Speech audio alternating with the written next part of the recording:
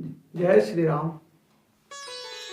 आज जो आपके सामने प्रसंग है, तो मेरा हेडिंग है कि हनुमान चालीसा दौड़ का छात्रों के लिए महत्व या हनुमान चालीसा द्वारा जीवन प्रबंधन। इसके अंदर मैं चौपाई नंबर 11 आपके सामने प्रस्तुत कर रहा हूँ।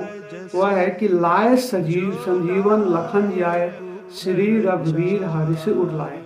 मतलब लाए का मतलब होता है लाना, संजीवनी एक अवसर है, लखन मतलब लक्ष्मण जी, जियाए का मतलब होता है जिंदा करना। श्री रघुवीर श्री राम जी के लिए कहा गया है। हर्षी का मतलब होता है हर्षपूर्वक, हृदय उड़ का मतलब होता है हृदय, और लाए का मतलब लगाए। मतलब अगर भाव देखा जाए, संजीवनी बूट सौषधि लाकर आपने श्री लक्ष्मण जी का जान बचाए, इसके कारण आपके राम जी ने हृदय से लगा लिया। लेकिन जो नजरिया से मैं इस चौपाई को देखता हूँ, उसके अंदर मुझे जो झलकता है कि हनुमान जी किसी प्रॉब्लम को कैसे सॉल्व करते हैं। अर्थात मैनेजमेंट के आधार पर देखा जाए तो हनुमान चालीसा का प्रॉब्लम सॉल्विंग अप्रोच इसके अंदर है कि जब भी कोई समस्या आ जाए तो उसका समाधान किस तरह से करना चाहिए। हनुमान जी को अतुलित बलधामा कहा गया है और रामदूत कहा गया। मतलब रामदूत अतुलित बलधामा। रामदूत का जो मैं अर्थ निकालता हूँ कि जिस तरह से आज के ज़माने पर कोई जनरल मैनेजर होता है किसी व्यक्ति का या किसी कंपनी का, चीफ एग्जीक्यूटिव ऑफिसर होता है, उसी ढंग से जो राम जी के जो कंपनी थे, जिस प्रोजेक्ट के लिए उन्होंने आगे बढ़ा, उस पर इसमें करने में कोई अतिशयोक्ति नहीं होगी कि हनुमान जी एक जनरल मैनेजर की तरह काम करते थे। उनको संकट मोचक इसलिए कहा जाता था कि हर काम के लिए तत्पर रहते थे। मैनेजमेंट में भी यही पढ़ाया जाता है कि कोई भी अगर प्रॉब्लम आए तो उसका समाधान करना सीखो। ऐसी कोई प्रॉब्लम नहीं जिसका कि समाधान संभव नहीं है, बशर्ते कि आप उसको विवेकपूर्वक, तर्कपूर्वक उस समाधान को, उस समस्या का समाधान करने की कोशिश करते हैं। हनुमान जी में भी यही गुण था, जिसके कारण वो सबके प्रिय हो गए थे। उसके बाद किसी भी समस्या का हल के लिए जो हनुमान जी द्वारा मुझे सीखने को मिलता है कि शांति का तथा विवेक का इस्तेमाल करना चाहिए। पुनः मैं हनुमान जी के कहानी से बताना चाहता हूँ कि कैसे उन्होंने समस्या का समाधान किया। पहले का मैंने आपको बता चुका हूँ। अगर आगे का प्रश्न देखा जाए तो जब श्री लक्ष्मण जी को धनुष तीर लगने के बाद जो घटना घटी, सब लोग बेचैन हो गए थे। हनुमान जी थे कि धैर्य पूर्वक सब बात को सुन के और जो भी उनको आज्ञा दिया जाता उसको पालन करने के लिए तैयार था।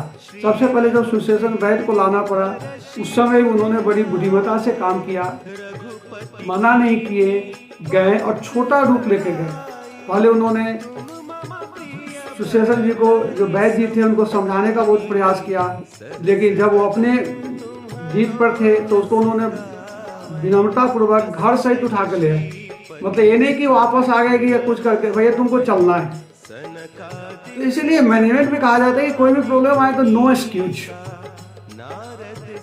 इसलिए मैं बोलता हूँ कि हनुमान जी कभी भी चूज एंड चॉइस, मतलब डबल सी पर कभी नहीं रुके। उनको कोई काम की चूज करना था कि नहीं मैं यही काम करूंगा, न कोई चॉइस की इसके वाला दूसरा होगा, जो काम हुआ उसको मैं करके रहूंगा। इसलिए तो कहा भी जाता है कि जो अपने पद पर खड़ा रहता है, लाख मुसीबत आने पर उसी को सफलता मिलती है। दोहा के रूप में कहा जाता है कि खड़ा रहा जो अपने पद पर, लाख मुसीबत आने में मिली सफलता उसी को, जग में जीने में या मर जाने में। हनुमान जी इस थॉट के साथ चलते थे। जब वैद्य जी को ले आए, वैद्य जी के द्वारा जो हुआ कि नहीं अब इसके लिए एक ऐसी जड़ी बूटी चाहिए कि आज ही जाके रातों रात लाना है, उस समय भी हनुमान जी ने अपनी चतुराई का और जो उनको आज्ञा दिया गया, जो एक चीफ एग्जीक्यूटिव का जो मतलब कि जो पदवी होता है, जो उनको रिस्पॉन्सिबिलिटी मिलता है, उसको उन्होंने बड़ी बारीकी से किया। रास्ते में आपको ध्यान होगा एक मायावी ने उनको ढोल रच के चाहा कि उनको यहाँ उल्झा दूँ, वहाँ भी अपनी बुद्धिमत्ता से उन्होंने उससे निकल के पहाड़ पर चले गए। पहाड़ पर जाने के बाद कितनी बड़ी दुविधा थी। सोचो कि अगर कोई साधारण आदमी होता तो लौट के चला आता है कि नहीं तो मुझे समझ में नहीं आ रहा, सब उसी ढंग से चमकते हुए एक बुद्धि। लेकिन उन्होंने वहाँ अपने IQ का यूज किया और IQ का यूज करके उन्होंने पूरा पहाड़ उठा कर ले आए। इसीलिए मैं कहता हूँ कि बिल्कुल प्रॉब्लम सॉल्विंग उनका अप्रोच ये था कि किसी समस्या का समाधान कैसे हो, और उठा कर ले आए। और with in A time limit, जो उनको टाइम दिया गया, बीच में भरत जी के साथ भी कुछ मतलब कि वार्तालाप हुई, इससे कहानी की तरह है, मतलब आगे इसको अपना डिस्क्राइब करेंगे, लेकिन उसके बाद भी समस्या का समाधान करने के जो उनको डेडलाइन दिया गया उस पर आगे। इसलिए दोस्त मैनेजमेंट में बहुत बड़ा ढंग से इसको सिखाया जाता है कि जो भी काम हो उसको पंक्चुअल होके टाइम लिमिट के अनुसार करते हैं, तब एक आप अच्छे प्रबंधक कहलाएंगे। हनुमान जी ने इस चीज को बहुत बारीकी से समझा और उसको पूरा किया। सच ही कहा गया है कि विपरीत परिस्थितियों में भी सहमत होना आवश्यक है और सामना करने की शक्ति भी जरूरत है। प्रत्येक घटना को अपने पक्ष में बेहतर से बेहतर करने के लिए हनुमान जी एक आदर्श पुरुष है, जिसके आधार पर अपन बहुत कुछ सीख सकते हैं। और अगर अंत में कहा जाए कि जब आप कोई अच्छे काम करेंगे तो आपको पुरस्कार अवश्य मिलेगा। ऐसा हो ही नहीं सकता है कि आपको पुरस्कार नहीं मिलेगा।